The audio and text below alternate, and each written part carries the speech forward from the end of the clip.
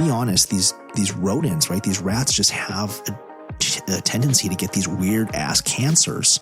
And so I have not seen any case studies or reports of any actual humans developing any thyroid cancers, but I do know that some people say that if you have a, pretty significant history of a thyroid cancer, you don't qualify for these medications. But at the end of the day, what we have to realize is that we already make these hormones.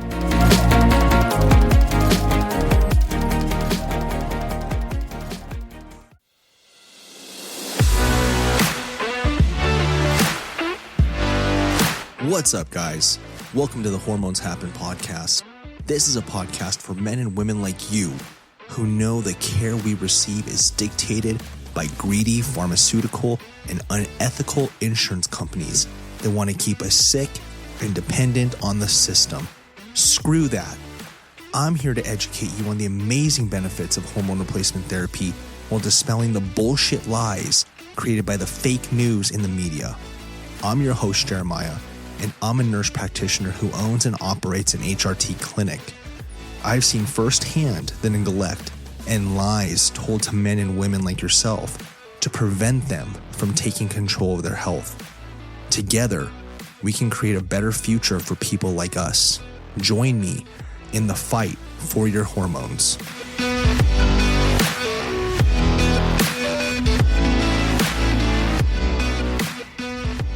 Welcome back, guys, to another episode of Hormones Happen. I have a real treat for you today. As I've asked, my inbox is busting at the seams with questions from you guys. Lots of great questions. And today, I actually have a special guest on the podcast, my very own admin assistant, Megan. I'm going to have her go ahead and just introduce herself, and then we'll get right into it. Hi, guys. Megan here.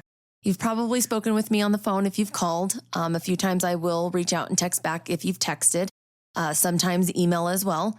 I'm definitely happy to be here. And if you guys have any other questions after the show, please feel free to hit up any of our social medias and ask them in any of the comments. All right, guys, before we start, I do need to preface that none of this is medical advice. We're just reading these directly from the inbox, so there may be some grammar errors, things may be said kind of messed up. It is what it is. Chances are, if these guys are thinking it, so have you. So without further ado, let's get into it. So Jacob, coming in from New Hampshire, says, "Hey guys, love the show. I've been on TRT like 0.3 twice a week for 3 months now, and my doc says my test is quote unquote normal now at 550. But honestly, I still feel like trash, tired, no sex drive, and can't sleep for nothing. Is this normal, or should I be looking for a new provider?" That's a great question, Jacob. Now, while your provider's not wrong in the fact that your testosterone level is quote unquote normal, there's nothing normal about your symptoms. Now, I don't know how old you are, Jacob, but what I can tell you is 0.3 milliliters twice a week is still a pretty low dose. Typically, men will start feeling resolution of their symptoms at about 0.5 milliliters or 50 units twice a week. That's going to be a standard TRT dose of 200 milligrams per week. Now, that's not everyone though, right, guys? We have to think of certain things like the genetics, such as the CAG repeat size on the androgen receptor, the androgen density, the sensitivities, the metabolism, the injection methods. There are so many variables to how you are affected by your medication. But Jacob, my advice for you before you start looking for other providers is have an honest discussion with your provider and let them know how debilitating these symptoms are for you and see if they would be willing to increase the dosage. If they're unwilling to, then yeah, you need to advocate for yourself and find a provider that will work with you to help get you optimized. Testosterone isn't just a guy thing. Women need it too. The problem? No one's been paying attention until now. At Still City HRT and Weight Loss, we prioritize you with personalized treatments designed to restore balance and help you feel your best. If you're ready to start taking back control, call or text 719-669-4223 now. Claire in New Mexico. I'm 35 and had a hysterectomy when I was 28. My doc gave me a low estradiol patch for sleep, anxiety, and low libido, but won't give me progesterone because I ain't got a uterus. but I heard you talk about it and now I'm thinking maybe I need it. Could testosterone help too? Thanks for reaching out, Claire. Now, you had a hysterectomy. I'm assuming they left the ovaries. But even despite that, what I have seen time and time again is that when an organ's removed from our body's confused. You went 28 years with that uterus and now it's gone. Your body's kind of freaking out in a way. So while, your provider's correct in that you do not medically need the progesterone to prevent uterine lining thickening from estradiol, you're missing out on all the mental benefits of progesterone, especially if you're having difficulty sleeping, you're having insomnia, frequent headaches. The progesterone, when taken orally, a micronized oral bioidentical progesterone, gets broken down by the liver into allopregnanolone, which is known colloquially as the Valium of the brain. It upregulates GABA receptors in the brain and it gives you this feeling good feel, almost like a Valium, right? Or an Ativan or something. But the reality is while the estradiol is going to have some degree of effect, it's only so much. And as far as testosterone, every woman, unless you have like PCOS or some increased androgen situation going on already, could benefit from testosterone because believe it or not, it's the most abundant hormone in your bodies, ladies, about 10 times greater than that of estrogen, okay, just to a lesser extent than in men. But I think any woman, hysterectomy or not, would benefit from estradiol, progesterone, and testosterone. Kyle in Colorado. Yo, what's the diff between androgel and test cream? Or is it the same thing, just different name? Kyle, local native to Colorado like myself. That's awesome. Well, the difference between androgel and testosterone cream is that androgel is an alcohol-based gel, as the name implies. And it typically comes in like a 1% or like 1.62% concentration. They're pretty weak. The creams, on the other hand, are water-based creams and come in a variety of different what we call bases. So when you have a cream, you're putting a powder, basically a solid medication, into a base or a cream. There's creams like Alage, VersaPro, Atrivus. There's several different ones. And with the creams, you're able to concentrate them to higher doses, right? You can be very specific with the concentrations. You can get 20%, 10%, 1%. Some pharmacies will go as high as 22, 25%, but there is the reality that you can only put so much of a solid into the actual cream or a liquid before it just starts dissipating out. So I'd say 20% is about the strongest. You can keep a cream stable and use it appropriately. But the difference is the application of the two. You don't want to put an androgel on the scrotum, which is the best place to put this stuff. A cream, you definitely want to put on a scrotum. Best place to put it can increase your points by 400, up to 400 points difference based off where you put it. And then the strength. Androgel is very underpowered, whereas the creams are strong. So that's about it, man. Another one from Colorado, Jim. What's HCG for if you're already on TRT? Can you just take HCG alone to boost test? That's a great question, Jim. I get this all the time. I actually think I just did a podcast on it. HCG is human chorionic gonadotropin. And basically, as men, we make very, very small amounts of it. It's produced predominantly in the placenta in a female. And when we use it, when us guys use it, it acts as luteinizing hormone, which is a stimulatory hormone that actually activates Leydig cells in the testes to then produce testosterone. And so using it while you're on TRT, the purpose of it is to help promote increased fertility. Because when you're on exogenous forms of testosterone, whether that be pills, creams, or injections, your natural production, aka endogenous production, is turned off. And what that results in is a shutdown of your intratesticular testosterone, which is typically 10 plus times higher than what's in our blood. And when that intratesticular testosterone is decreased, it affects sperm quality. So this is how high levels of testosterone exogenously decrease your fertility.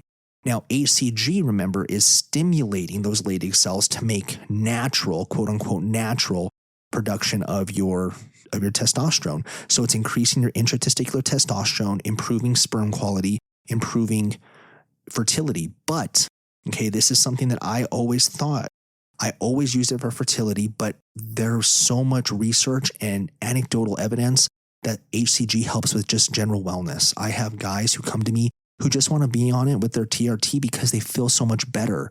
It's not just for fertility. You can use this as an adjunct to essentially augment your TRT by getting exogenous testosterone production through your needle or whatever, and then you're also stimulating your endogenous production. Now, using it as monotherapy for some individuals could be good, but what you have to consider is what's the cause of your low testosterone. We categorize this into primary and secondary.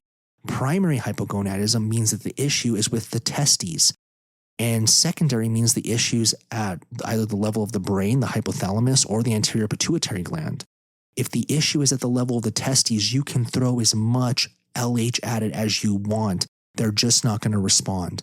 And if that's your case, you're wasting your money because remember, all HCG does is acts like LH. It's called an LH mimetic. If your testes aren't responding to the LH, you're wasting money. So for some guys, yeah, HCG can work as monotherapy, but it really depends on why you have the low testosterone. At the end of the day, I'm a huge proponent for just going to testosterone.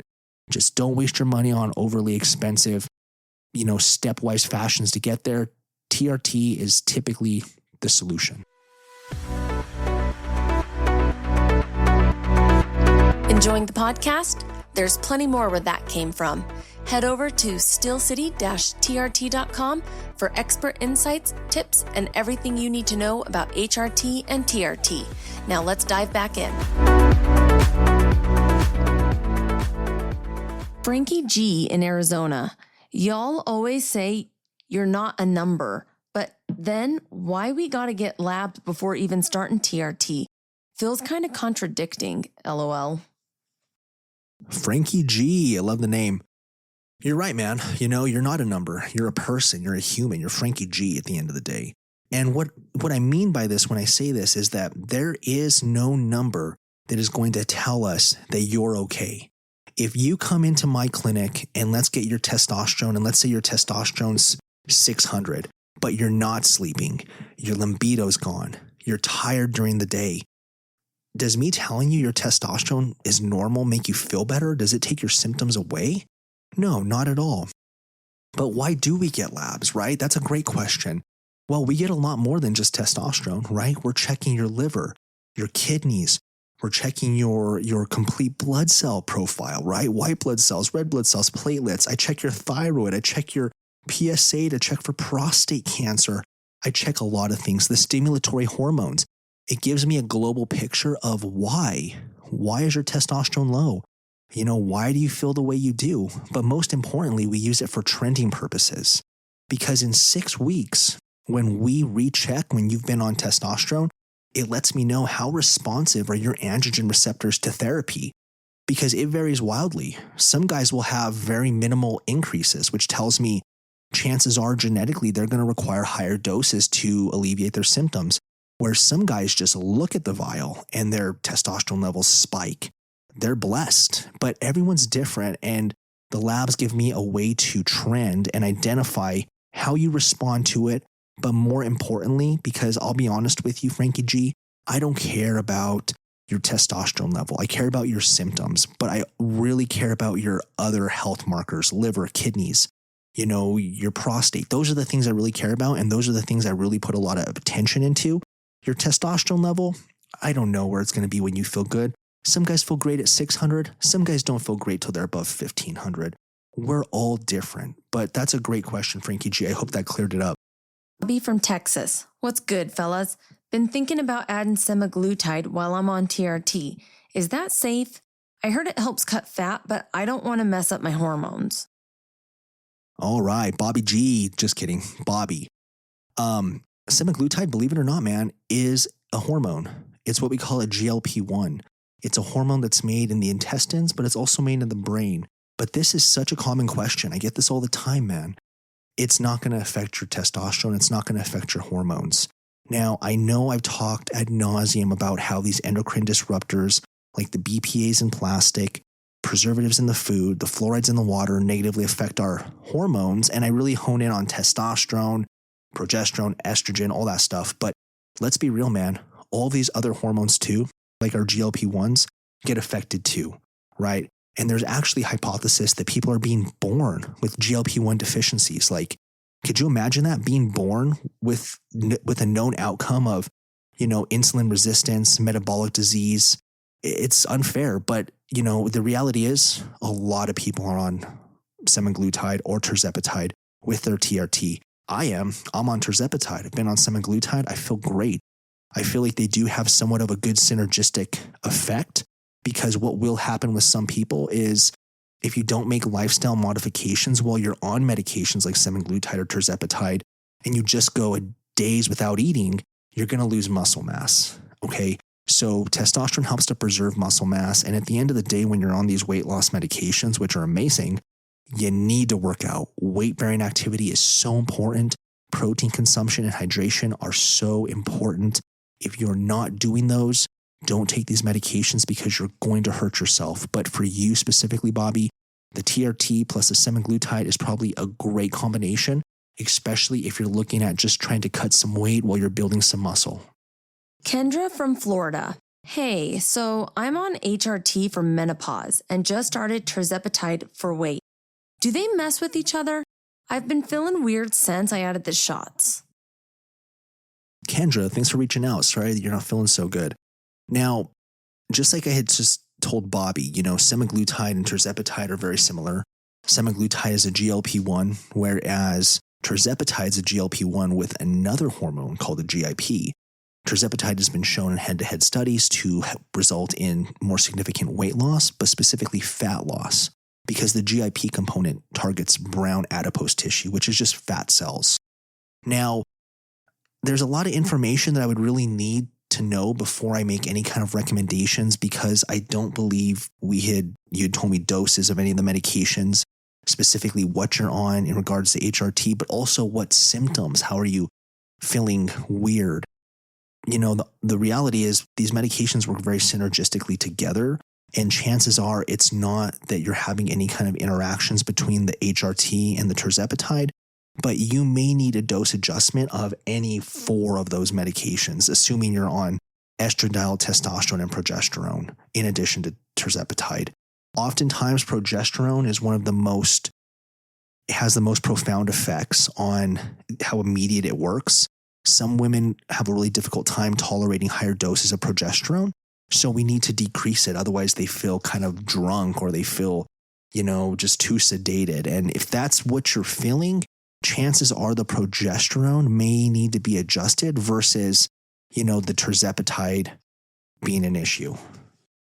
Ty in California. I'm 38, low T, and just started TRT. My doc offered semaglutide too, but I don't really get how they go together. Is that overkill or nah? Great question, Ty.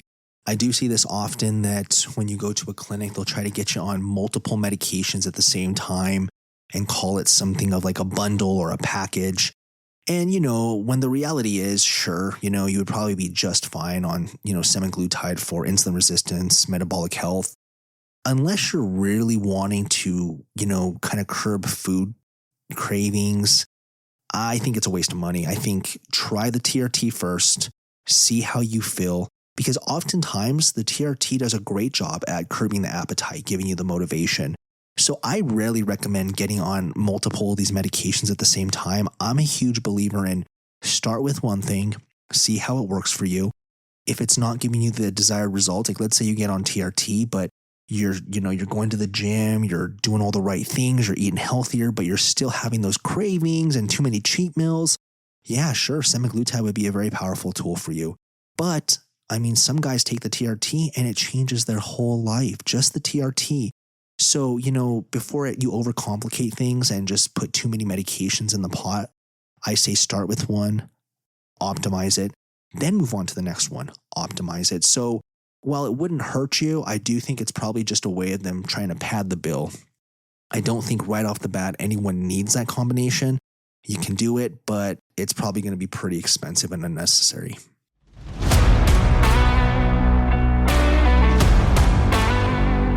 Let's get one thing straight. The big pharmaceutical companies don't give a damn about you feeling like yourself again. They'd rather keep you popping pills, masking symptoms, and stuck in their cycle of dependence. But you're smarter than that. Hormone replacement therapy is about fixing the root cause, not slapping a bandage on it. More energy, sharper focus, fat burning on autopilot, and a sex drive that actually matches your ambition. Yeah, it's all possible when your hormones are optimized. At Still City HRT and Weight Loss, we don't play by Big Pharma's rules. We tailor HRT to your body, your needs, and your goals, so you can break free from fatigue, brain fog, and the BS they told you was just aging. You in? Then stop waiting for permission to take control. Call 719-669-4223 or hit up stillcity-trt.com now. Your body, your life, your terms.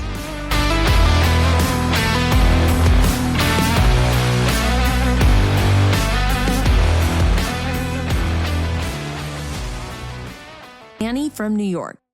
How long do you gotta be on tirzepatide to see real results? I'm trying to lose weight, but don't want to be stuck on this stuff forever. Hey, Manny. So how long it takes to see results really depends on what your goal is.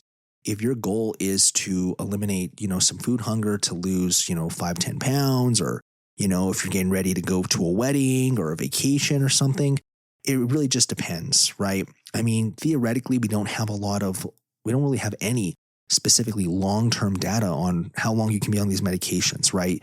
It just doesn't exist. But what I can tell you is that the way that these medications work is tirzepatide. It's a peptide hormone, which just means it's a short-chain amino acid. Your body already makes the hormones that are in it. And theoretically, it seems logical that you could be on it forever, right? To help with insulin resistance, metabolic disease. It really just depends on your lifestyle, right? Some people use it as just a little bit of a tool to help them get from point A to point B, and then they get off of it and they're able to maintain that great lifestyle they developed and they're fine. Some people just like it for longevity purposes. I personally will probably be on it for as long as I can until the FDA comes and pulls it from my hands. I'm just kidding. I'm being very dramatic with that. But it really just comes down to you, man. It comes to your goals. You could theoretically probably be on it for a very long time. It just, it's very individualized. Erica in Michigan. I heard tirzepatide can mess with your thyroid or hormones. Is that true if you're already on HRT? Kind of worried now. Hey, Erica. I've been asked this question quite a few times. Now, I know when GLP-1s were being developed, they had done tons of research in rodents and rats, and they had seen the development of these medullary thyroid cancers. But to be honest, these rodents, right, these rats just have a tendency to get these weird ass cancers. And so I have not seen any case studies or reports of any actual humans developing any thyroid cancers. But I do know that some people say that if you have a, pretty significant history of a thyroid cancer, you don't qualify for these medications. But at the end of the day, what we have to realize is that we already make these hormones. So if these hormones were going to cause us harm, they probably would have already done it.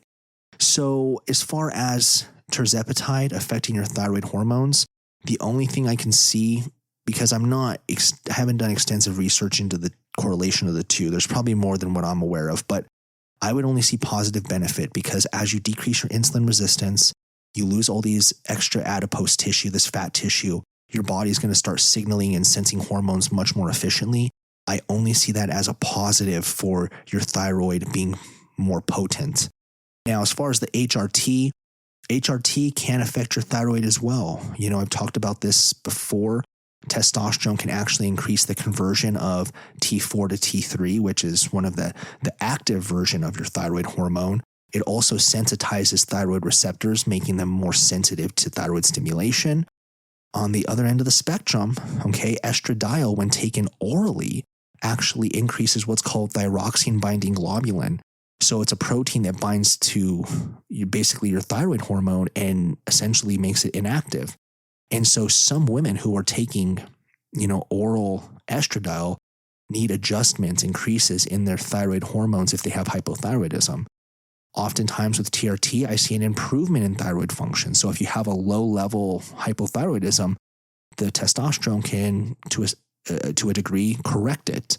But as far as tirzepatide, I don't know of any specific correlations between the two.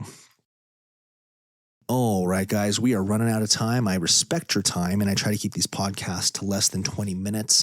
So I'm going to end it there.